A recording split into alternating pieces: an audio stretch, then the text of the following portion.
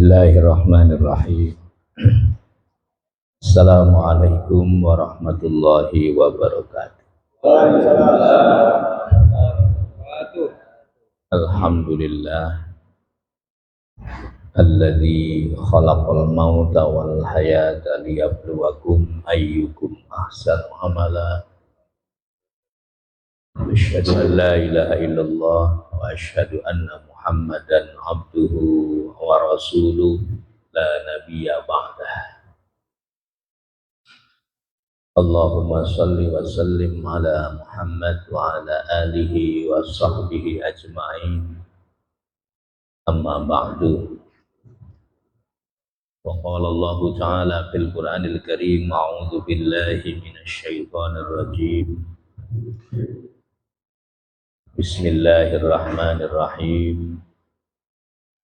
Bala man aslama wajhahu lillahi fa huwa muhsinun falahu ajruhu inda rabbih wala khaufun 'alaihim wala hum yahzanun. Shadaqallahul adzim. Ini aja enggak apa-apa.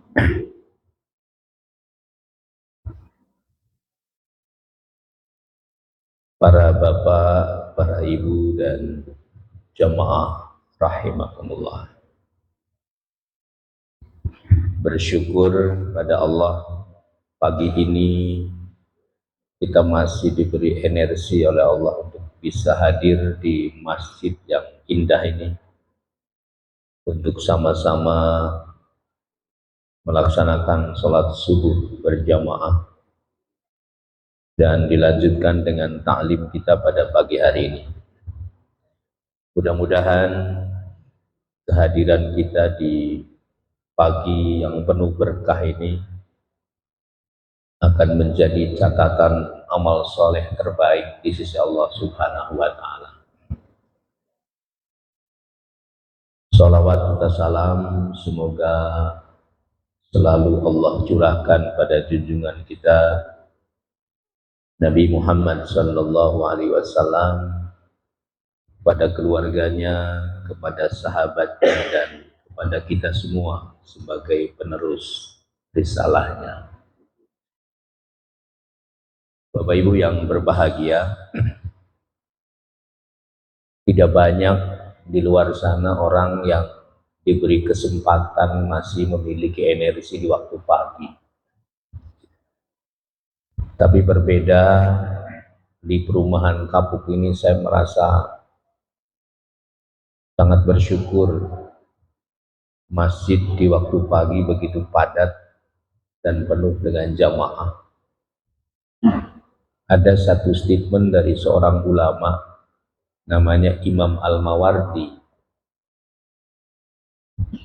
Beliau mengatakan bahwa ketika kita ingin membentuk satu komunitas masyarakat yang beradab dan bersivil society, caranya lihat dari jamaah masjid di waktu subuh. Jadi ada potensi ketika di waktu subuh jamaahnya penuh istiqomah, konsisten dan merawat terus kebersamaan ini, akan jauh lebih mudah menyampaikan tema-tema keagamaan dan yang terpenting kata beliau akan mudah membentuk masyarakat yang beradab. Bahkan ada satu lagi pernyataan dari Ibnu Qayyim Al-Jauzi, ya. Beliau lebih spesifik mengatakan bahwa untuk membentuk satu komunitas dalam masyarakat maka harus dimulai dari masjid di waktu subuh. Alhamdulillah, ya, saya merasakan nuansa yang sangat luar biasa pagi ini di masjid, apa namanya masjid? Darul Muslimin, ya. Mudah-mudahan Allah turunkan keberkahan di komplek ini. Ada pepatah mengatakan dalam bahasa Arab, al-barakatu fi bukuriha. Keberkahan itu dimulai dari waktu pagi. Jadi ketika orang memulai paginya dengan aktivitas, apalagi aktivitas spiritual seperti ini, maka potensi keberkahan dari Allah turun sangat terbuka. Keberkahan rizki, keberkahan berkarir, keberkahan rumah tangga, keberkahan bermasyarakat, dan keberkahan apapun yang kita jalani pada hari ini akan mulai terbuka dimulai pagi hari. Itulah kata-kata al-barakatu fi bukuriha. Keberkahan itu datang di waktu pagi. Pada kesempatan kali ini saya ingin sedikit menyampaikan tema sederhana saja, sambil dari satu hadis Nabi Shallallahu Alaihi Wasallam. Mudah-mudahan hadis ini menjadi inspirasi buat kita semua. Ibu-ibu lagi ada seminar ya Bu? Nah, sepertinya ada seminar dalam masjid ini.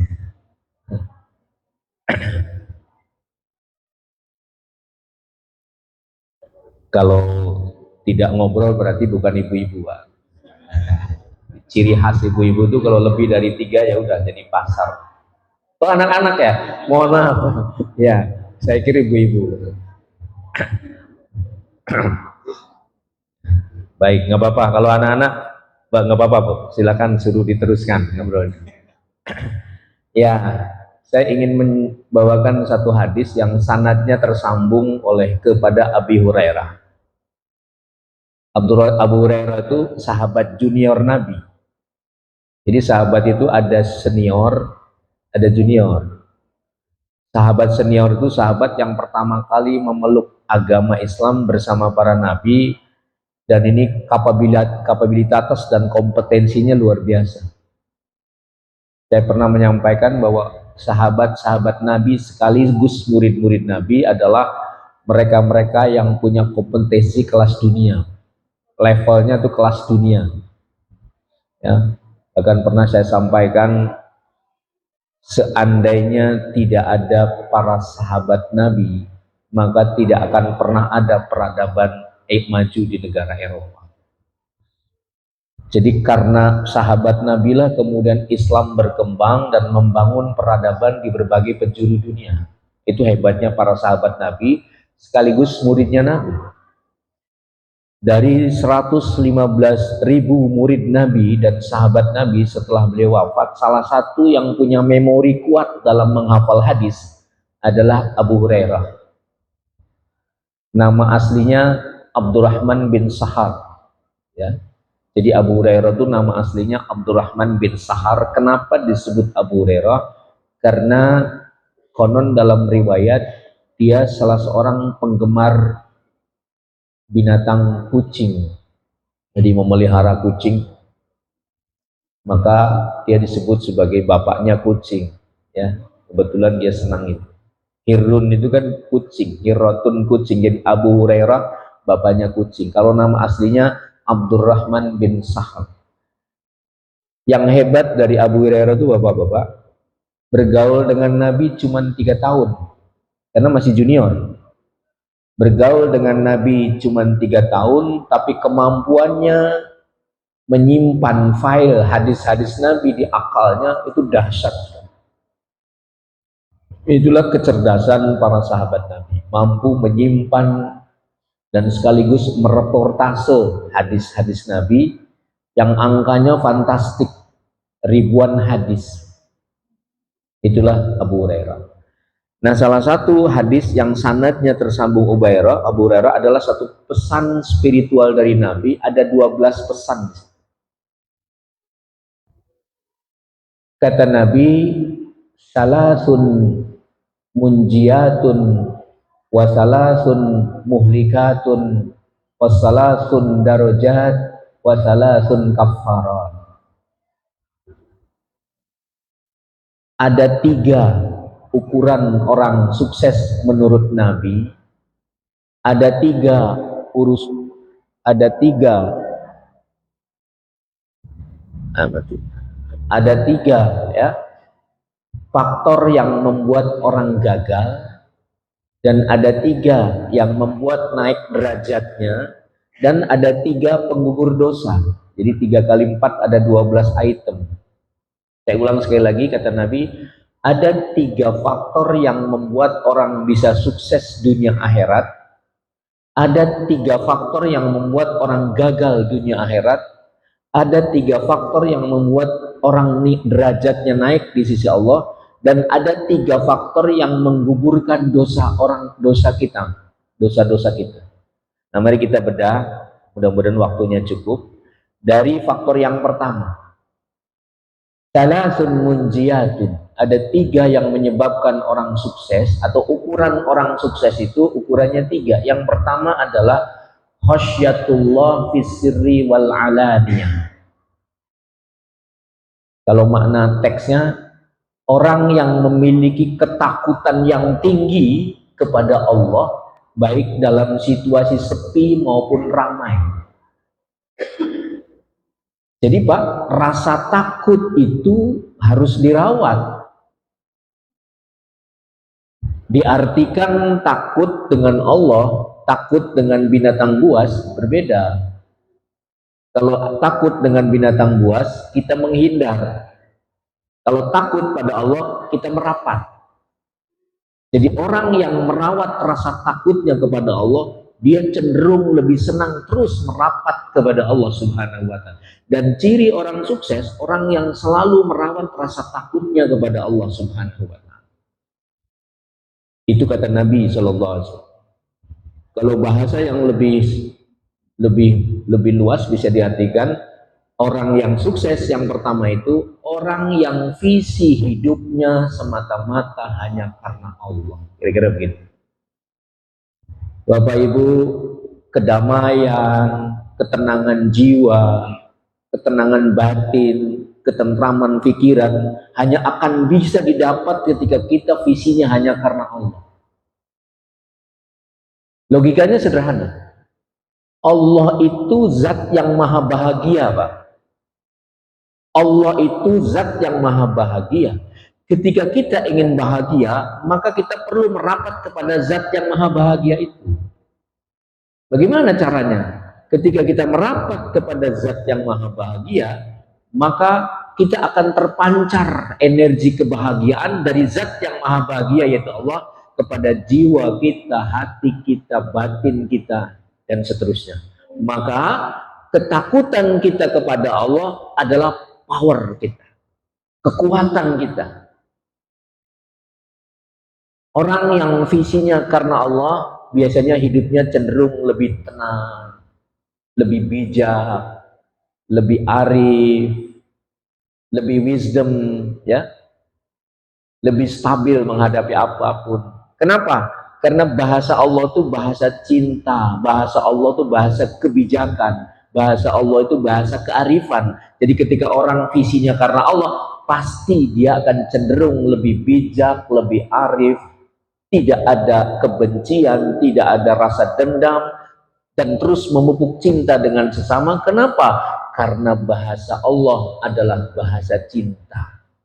Itu hebatnya orang yang menjadikan Allah di atas segala-galanya. Yang pertama, jadi mari kita rawat, Pak. Kalau bahasa Arab yang bahasa Qur'annya sih bisa diartikan takwa. Takwa itu kan dalam terminologi bahasa kan sebenarnya takut. Atau diartikan takwa itu bisa juga diartikan apa yang Allah suka kita laksanakan, yang Allah nggak suka kita tinggalkan. Simple. Jadi takwa kepada Allah yang merupakan manifestasi dari rasa takut pada Allah harus dirawat menjadi kekayaan imateri paling penting untuk menghadapi kehidupan. Karena di dalam surat At-Talaq ayat 2 Allah memberikan garansi, Pak. Kata Allah, "May yattaqillaha yaj'al lahu makhraja." Barang siapa yang merawat rasa takutnya kepada Allah, merawat ketakwaannya kepada Allah, maka Allah berjanji akan mengeluarkan dia dari seluruh kesulitan yang dihadapi oleh hidup. Kesulitan keluarga, kesulitan ekonomi, kesulitan bermasyarakat, kesulitan dalam kantor, kesulitan dalam birokrasi. Allah pasti memberi garansi akan membuka ruang, memberikan jalan keluar. Kenapa? Modalnya adalah merawat ketakwaan kepada Allah. Ini pentingnya, Pak.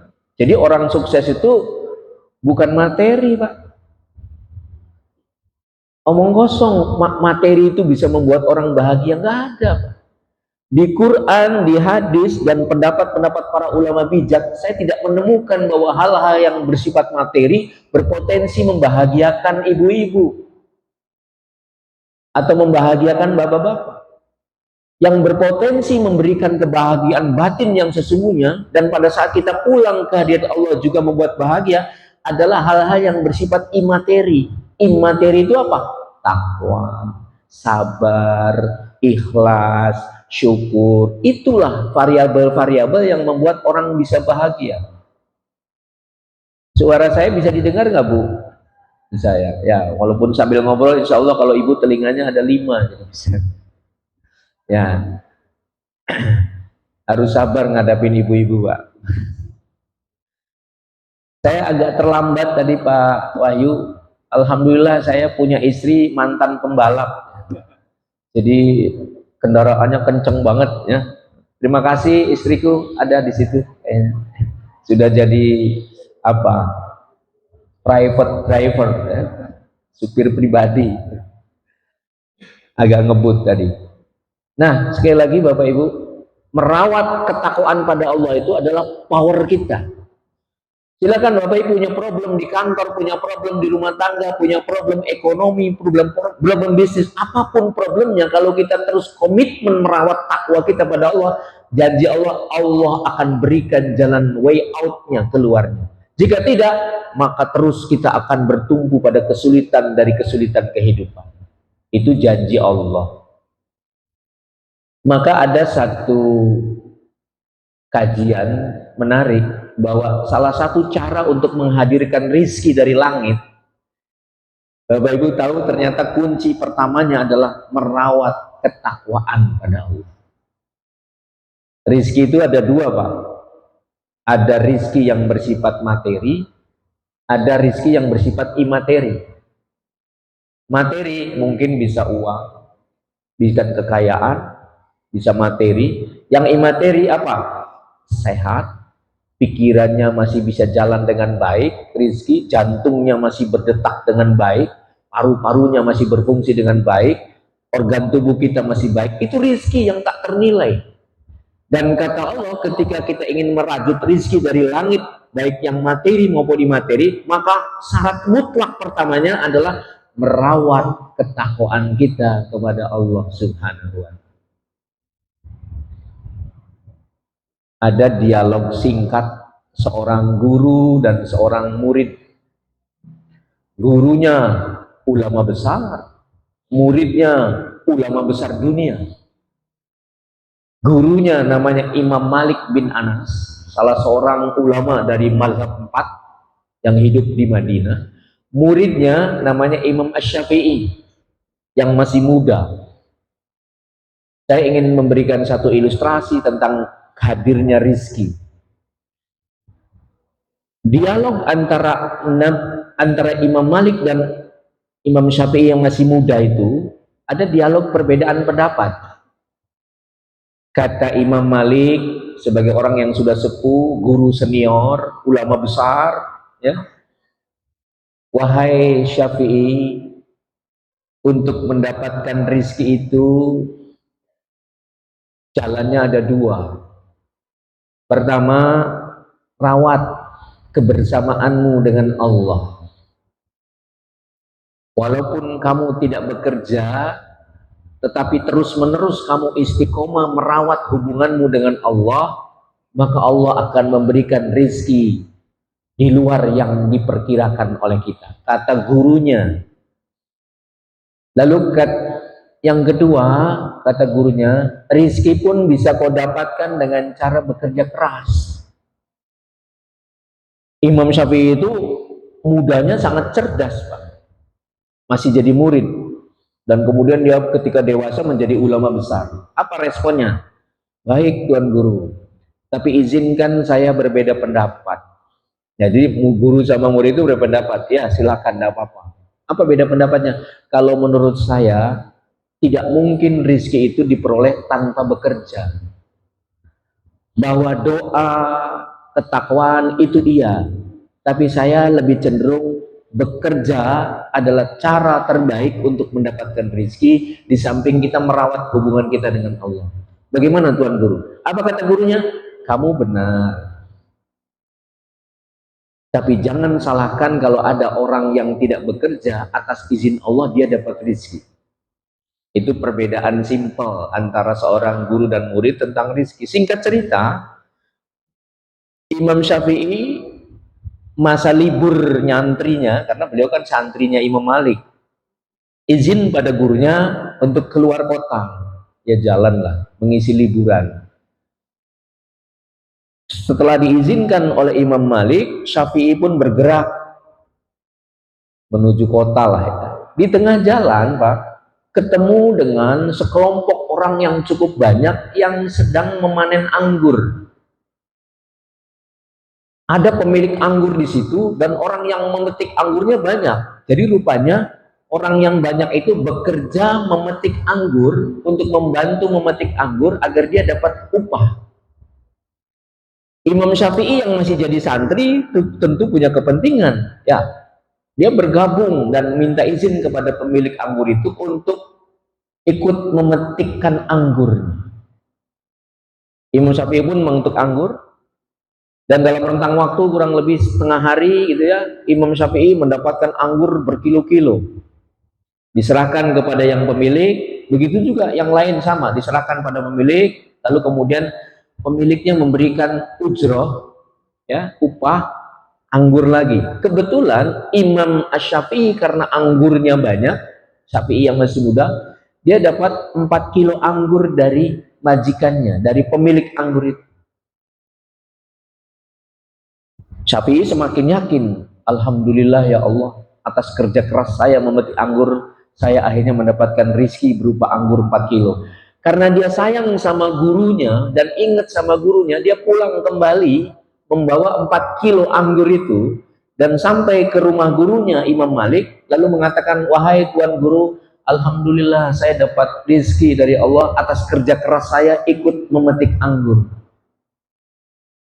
Dan sebagai bentuk hormat saya kepada Tuan Guru, separuh dari anggur yang saya dapatkan ini saya berikan kepada Tuan Guru. Jadi 2 kilo untuk Imam Syafi'i yang masih muda, 2 kilonya diserahkan kepada Imam Malik sebagai gurunya. Imam Malik pun tersenyum. Apa kata Imam Malik? Terima kasih Ananda Syafi'i. Sekarang terbukti kan, kamu bekerja keras, dapat rizki. Saya tidak bekerja keras, nggak kemana-mana dari tadi.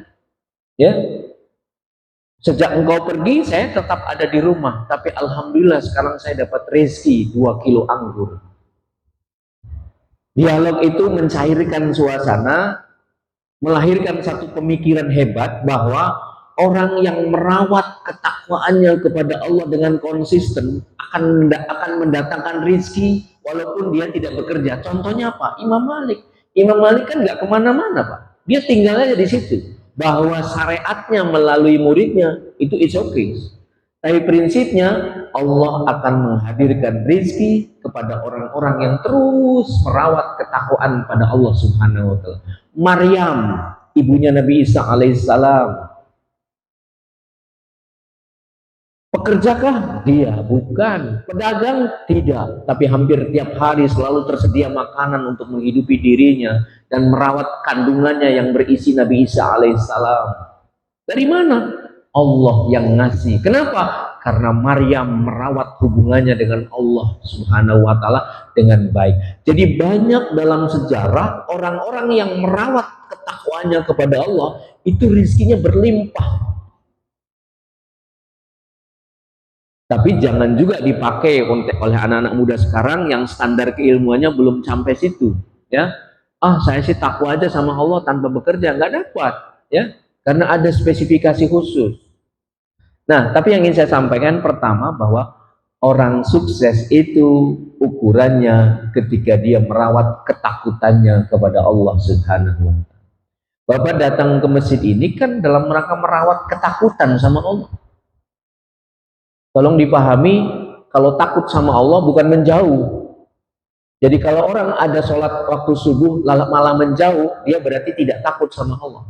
Ketika Bapak pada ada jam subuh lalu merapat ke masjid, itu berarti manifestasi dari ketakutan kita kepada Allah.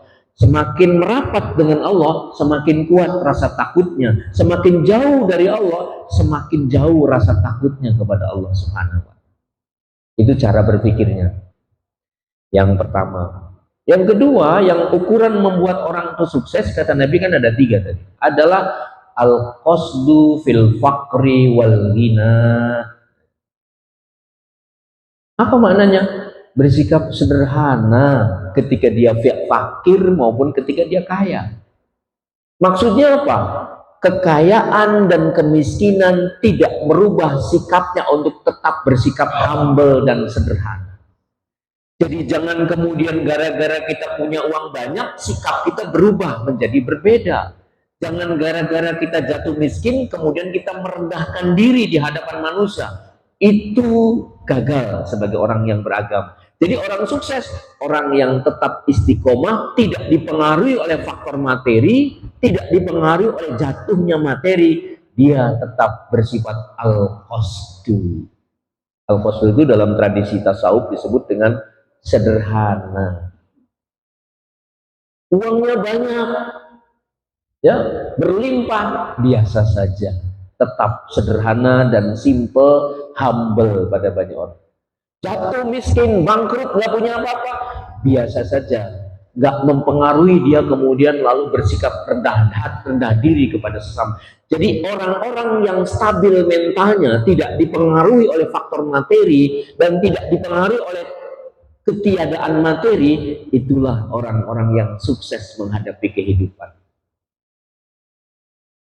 Banyak Pak, orang yang tadinya kekayaannya tinggi, materinya berlimpah, mungkin juga status sosialnya bagus, tiba-tiba nasibnya jatuh, drop, gak sanggup menghadapi kehidupan. Itulah yang dalam tradisi kita sering mengenal ada post power syndrome. Post power syndrome itu suasana batin dan jiwa yang tidak siap menghadapi suasana yang biasanya mapan ternyata tidak mapan. Tapi bagi orang-orang yang al-qasdu, yang merawat sikap kesederhanaannya, dia tidak akan terpengaruh oleh kekayaan maupun kemiskinan. Ini yang dimaksud dengan al-qasdu fil faqri wal ghina. Yang kedua, Pak. Yang ketiga, ukuran orang sukses dan berhasil menurut Allah itu adalah al-adlu fir ridha wal ghadab. Maknanya apa? Bersikap adil pada saat kita sedang marah pada orang maupun sedang senang pada orang. Mohon maaf, bapak-bapak, pernah nggak marah sama istri, Pak? Atau bapak-bapak nggak bisa jawab, ibu-ibu saya tanya, pernah nggak marah sama suami itu? Oh, nggak pernah ya? Apa hubungannya pertanyaan saya dengan tema tadi? Gini Pak, kata Nabi, al-adlu fir ridha wal ghadab, tetap bersikap adil pada saat kita sedang marah maupun kita sedang senang. Maksudnya apa? Mungkin istri kita pernah bikin kesel pada suami, suaminya kesel. Tapi jangan kekesalan itu menghilangkan sikap adil kita. Kita tetap memberikan nafkahnya kepada istri. Jangan gara-gara kita kesel lalu kemudian uang belanjanya di stop. Itu namanya tidak adil. Istri juga sama. Mungkin tadi ada bilang sering katanya Bu ya, marah pada suami sering. Oke lah, terserah Bapak Ibu itu mah ya. Tapi kalau ibu dalam kondisi marah sama suami karena satu dan lain hal, jangan lalu kemudian pelayanannya jadi nggak ada. Makan nggak disiapin, ya, nggak dimasakin. Berarti ibu tidak adil. Walaupun sedang kesel, sekesel-keselnya kepada suami atau kepada anak, pada saatnya jam makan kita siapkan dengan ikhlas dan tulus. Itu yang dimaksud dengan al-adlu fir ridha wal ghadab. Di kantor, mungkin ada seorang pejabat yang punya staf, mungkin kurang senang perilakunya kepada staf itu, padahal pekerjaannya bagus. Karena ada komunikasi yang nggak nyambung, pada saat naik pangkat si jabatan bawahan kita, Jangan dihambat jabatannya gara-gara kita tidak senang. Berarti kita tidak adil. Jadi gimana? Tetap berikan haknya untuk naik pangkat, walaupun mungkin hati kita sedang tidak suka dengan orang itu. Yang dimaksud dengan adil pada saat kita senang maupun susah. Dan itu ukuran orang yang berhasil menjalani kehidupan. Kalau ada orang yang menyakiti kita, memfitnah kita, menzalimi kita, sakit hati kita, itu biasa. Tapi jangan kemudian menghilangkan keadilan kita. Orang yang hebat dan menempatkan adil secara proporsional adalah orang yang mampu memaafkan orang yang menzalimi dan menyakiti kita. Itulah orang-orang yang adil kelas tinggi. Berat memang. Bagaimana mungkin saya harus memaafkan, harus memberikan kebaikan pada orang-orang yang pernah membuat saya terzalimi, membuat kita luka, bahkan memprovokasi kita, memfitnah kita. Berat memang memaafkan. Tapi ketika kita berani memaafkan orang yang menzalimi kita, itu artinya kita sedang menuju tingkat keadilan tertinggi di hadapan Nabi Muhammad SAW.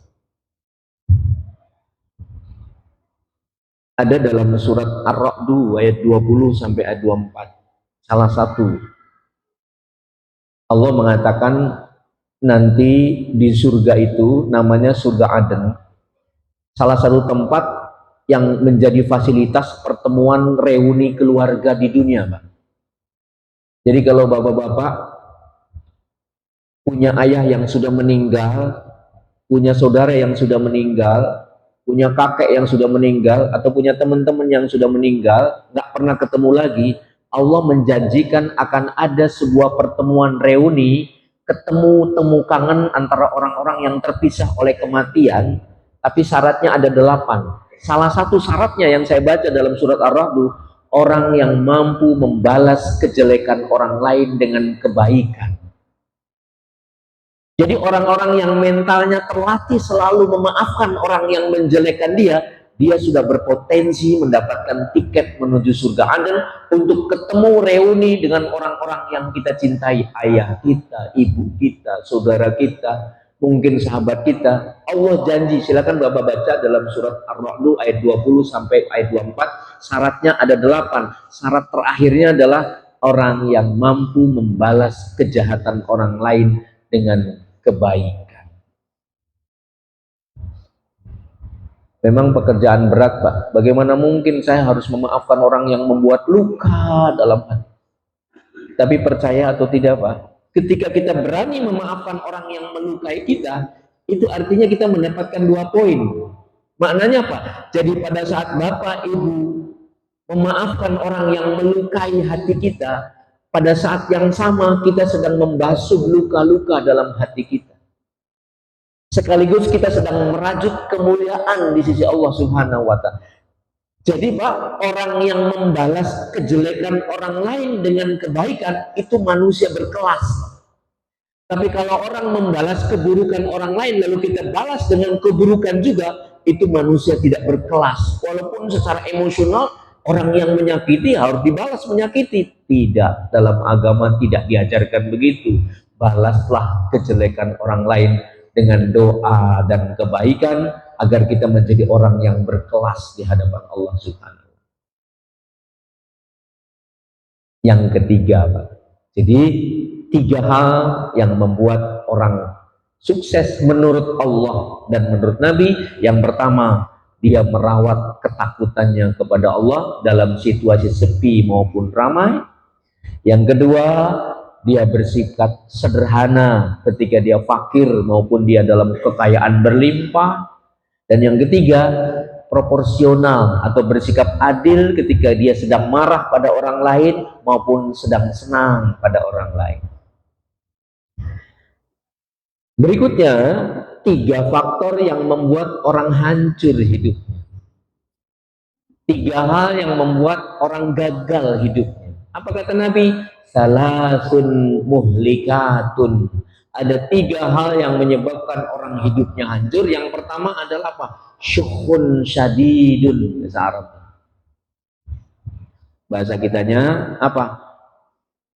Kebahilan yang diperturutkan. Atau bahasa yang simpelnya bahil. Kalau bahasa kerennya individualisme. Maknanya apa? Orang yang hidupnya hanya memikirkan diri sendiri berpotensi cepat atau lambat dia akan gagal hidup. Itu kata Nabi. Jadi orang yang selalu hidupnya tidak punya ruang untuk menanamkan sikap empati pada orang lain, sikap berbagi pada orang lain, itu bukan orang sukses, itu gagal secara agama. Jadi orang yang hidupnya memikirkan diri sendiri, tidak punya ruang untuk bisa memikirkan banyak orang, akan sulit berpotensi dia menjadi orang sukses. Gagal. Nah di bulan Ramadan ini Pak, ini luar biasa ya. Ramadan itu energi keberkahannya tuh di mana-mana. Dan salah satu pelajaran mahal yang bisa kita ambil dari Ramadan apa? Ramadan mengajarkan kita tentang pentingnya bersikap empati pada sesama. Maka saya sering mengkaji tema tentang filosofinya Ramadan ini Pak. Puasa itu ada dua. Pertama ada puasa formalisme. Yang kedua ada puasa substantif.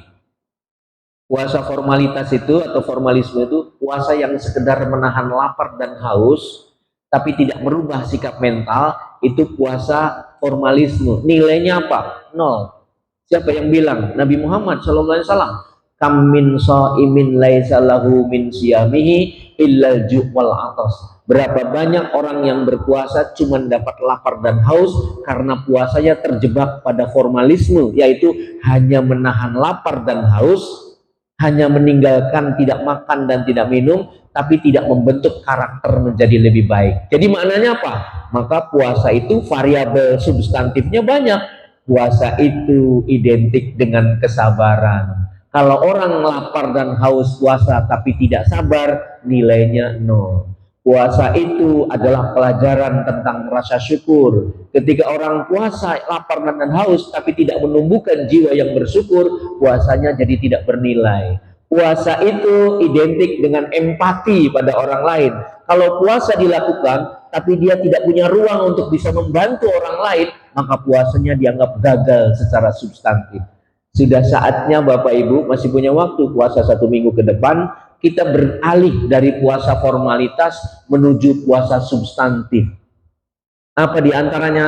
Puasa itu adalah kesabaran, puasa itu adalah rasa syukur, puasa itu adalah silaturahim, puasa itu adalah empati pada orang lain. Empati itu artinya punya kepedulian pada orang lain. Nah, kata Nabi, yang membuat orang gagal dalam hidupnya adalah orang yang syuhun sadidun. Kalau bahasa Indianya itu meregehese. Bahasa India loh ya. Meregehese itu orang yang tidak mau berbagi pada orang. Bahaya Pak. Tumbang kita. Yang kedua, kata Nabi, yang membuat orang hidupnya gagal itu adalah apa? I'jabul mar' binafsi. Apa maknanya? Membanggakan diri sendiri. Hati-hati Pak. Ini tipis, tapi daya rusaknya terhadap amal kita total. Sudah kita punya banyak amal, sholatnya dirawat dengan baik, ngajinya baik, segala macamnya dengan baik. Tapi kalau kita punya sikap membanggakan diri sendiri, semua terbakar amal baik. Ketika Allah menciptakan Nabi Adam, para malaikat diundang di surga, jutaan malaikat hadir, iblis yang namanya Azazil itu awalnya juga diundang. Wahai para malaikat dan iblis, sujud kalian kepada Adam. Awalnya malaikat protes, ya Allah, manusia itu nanti menumpahkan darah dan saling merusak di muka bumi. Lebih baik kami yang selalu bertasbih. Wa nahnu nusabbihu bihamdika wa nuqaddisu lak. Ngapain menciptakan manusia? Malaikat protes. Nggak mau. Tapi Allah bilang apa? Inni a'lamu ma la ta'lamun. Malaikat, aku lebih tahu daripada kalian. Maka subhanaka la ilma lana illa ma 'allamtana. Malaikat pun sujud. Hanya satu yang tidak mau, iblis. Padahal Pak, iblis itu dulu namanya Azazil. Kerjanya ratusan tahun hanya mengabdi kepada Allah. Loyalitas, komitmen, istiqomahnya luar biasa. Tapi begitu Allah perintahkan suruh sujud kepada Adam, muncul arogansinya. Apa kata iblis?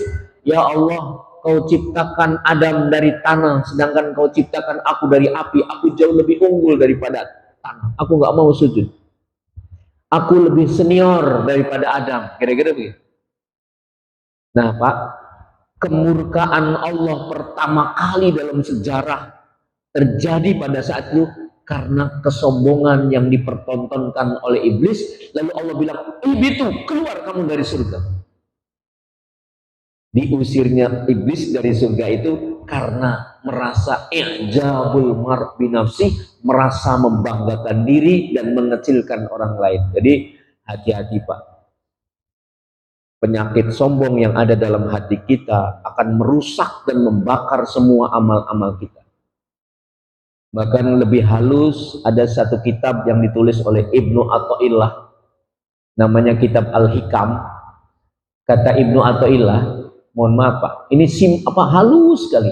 Kata beliau, orang yang merasa dirinya rendah hati, itulah kesombongan yang sesungguhnya. Subhanallah. Kalau rendah hati kan bagus Pak, tawadu itu kan bagus, akhlak termulia di hadapan Allah itu tawadu, rendah hati. Tapi kalau ada orang tawadu lalu diembel-embeli dengan kata-kata, barang siapa yang merasa dirinya rendah hati, itulah kesombongan yang sesungguhnya. Betapa fatalnya bersikap arogansi dan menghancurkan kehidupan kita. Maka kata Nabi, salatun muhlikatun, ada 3 yang bisa menggagalkan kehidupan manusia. Yang keduanya apa? Membanggakan diri sendiri, arogansi, biasa aja. Fir'aun kenapa ditenggelamkan? Karena sombong. Qarun kekayaannya tak terbatas, unlimited, ya. Kenapa dihancurkan oleh Allah? Sombong. Kaum Samud, kaum Ad pernah memiliki peradaban tinggi dalam sejarah, tapi kemudian dihancur luntuhkan oleh Allah. Kenapa? Sombong. Ya. Nabi Lut kaumnya ya dengan arogansi yang tinggi mencaci maki Nabi Ayub, merasa lebih hebat daripada Nabi Lut, maksud saya ya. Dihancurkan oleh Allah, sombong. Jadi kalau kita lihat dalam sejarah, orang-orang yang sombong itu resikonya akan dihancurkan oleh Allah Subhanahu wa taala karena Allah tidak suka orang-orang yang memiliki hati yang sombong. Ilmunya tinggi, biasa aja, Pak. Orang yang hebat, orang yang semakin tinggi ilmunya semakin merendah. Makanya ada pepatah, bukan pepatah ya, kata Umar Ibn Khattab, kata beliau, ilmu itu ada 5 level. Kalau orang baru belajar pada level pertama, ya dia cenderung merasa dirinya tahu dan ada kecenderungan sombong. Saya sudah 1.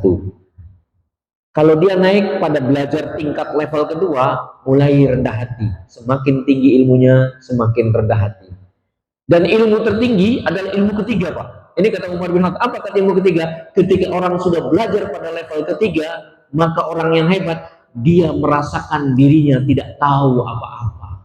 Jadi kalau kita belajar tentang keilmuan, tentang kearifan, lalu sudah pada sampai hati kita, saya ternyata tidak ngerti apa-apa, itulah ilmu kelas tinggi.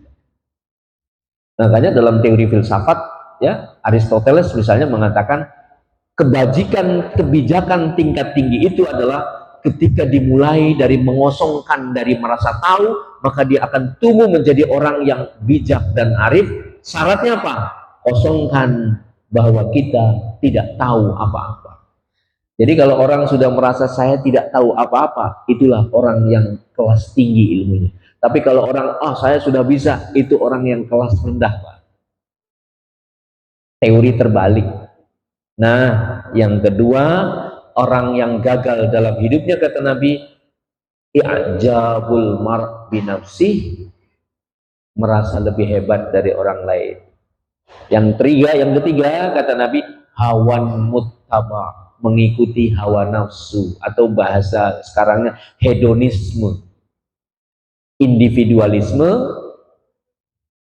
arogansi, dan hedonisme yang membuat kita gagal, mengikuti keserakahan. Maka kata Nabi, inna ummahatil khotoya salasun, 3 induk dosa, dari segala macam dosa itu ada 3 induknya. Yang pertama al-kibr.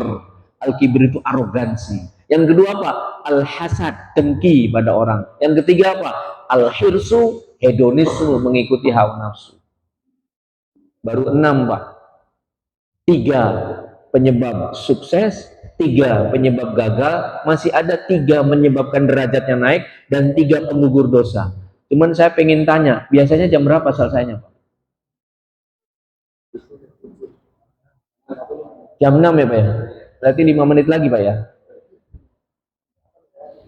Mohon maaf supaya Bapak, Ibu-ibu tetap jiwanya ada di masjid. Saya khawatir saya ngomong kemana-mana, jiwanya udah pada di rumah, di kasur. Ya, Bapak-bapak jiwanya masih di masjid nggak nih? Oh libur ya? Oh ya, boleh sedikit lagi saya selesaikan Pak? Tanggung ya. Jadi kan baru 6, tadi kan saya bilang 12 nih. Ya. Nah, yang ketiga, ada 3 yang membuat derajatnya naik. Agak cepat aja biar bisa selesai. 3 yang membuat derajat kita naik. Yang pertama apa kata Nabi? Yang pertama kata Nabi SAW apa? Ifsa'us salam, menebarkan salam. Nggak main-main Pak, pekerjaan simple, nggak butuh biaya, ringan, energinya tidak banyak, tapi punya efek membuat derajat kita naik apa? Menebarkan salam. Assalamualaikum. Jawab, waalaikumsalam warahmatullah. Kalimatnya verbal, simple, tapi efeknya membuat kita derajatnya naik. Nabi yang bilang. Jadi menjawab salam, menjawab HP itu bisa jadi ibadah. Bisa sekaligus menjadi dosa. Kalau kita tahu ada orang nelpon, kita kenal namanya, lalu kita tidak jawab, maka HP ini menjadi masalah. Saya mau nanya pada Bapak atau kepada saya sendiri, Bapak Ibu kalau nelpon orang penting lalu nggak diangkat-angkat padahal berdering, kira-kira gimana Pak? Ya, orang yang positif sih tahu pasti berpikir positif, tapi pasti ada rasa nggak enaknya. Kenapa ini teman nggak diangkat-angkat padahal berdering? Sama Pak. Ketika kita ada orang menelpon lewat HP kita dan tahu itu adalah orang yang kita kenal, lalu kita tidak jawab, itu berarti HP kita memiliki potensi membuat kita jadi berdosa. Tapi begitu kita angkat, lalu dia mengucapkan salam, kita jawab salam, komunikasi verbal dalam bentuk salam, itu sudah menjadi cara untuk meningkatkan derajat kita di sisi Allah Subhanahu. Simple. Kalau bahasa yang lebih luasnya, menebarkan salam itu apa? Menebarkan kedamaian. Salam itu kan kedamaian. Jadi orang yang di mana-mana yang selalu menebarkan aura kedamaian pada orang lain, derajatnya naik. Itu yang pertama. Yang kedua, sebut aja it'amut ta'am. Orang yang berbagi makanan. Ini Ramadan itu keren. Ya, kita siapkan makanan walaupun tidak banyak, bagi pada orang, memberi makanan walaupun hanya 1 porsi pada orang lain dengan hati yang tulus, itu efeknya secara spiritual meningkatkan derajat kita di sisi Allah Subhanahu wa Ta'ala.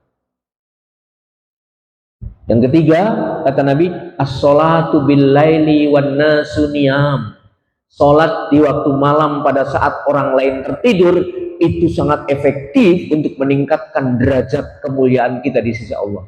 Maka Bapak Ibu, usia bapak-bapak seperti kita ini, mohon maaf Bapak Ibu, usianya rata-rata ada 17 Bu, Pak. Kalau usia-usia seperti ini, rasanya sayang kalau malam terlewatkan tanpa sholat. Bangunlah tengah malam. Mampunya 2 rakaat, lakukanlah 2 rakaat. Oh saya mampu 4 rakaat, lakukan 4 rakaat. Oh saya mampu sampai 8 rakaat, silakan.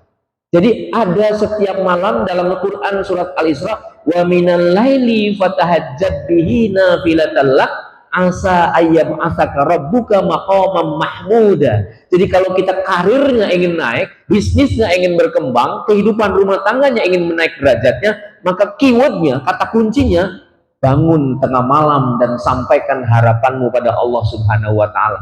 Itu jelas dalilnya Quran. Barang siapa dan jadikan sebagian malammu untuk berkomunikasi dengan Allah, asa ayyam asaka rabbuka maqaman mahmuda, maka Allah akan meningkatkan karirmu, bisnismu, derajatmu, dan semua prestasimu. Allah yang janji. Nah, 3 tadi yang membuat derajat naik, tebarkan kedamaian, salam, berbagi makanan, dan apa? sholat di waktu malam pada saat orang lain tertidur.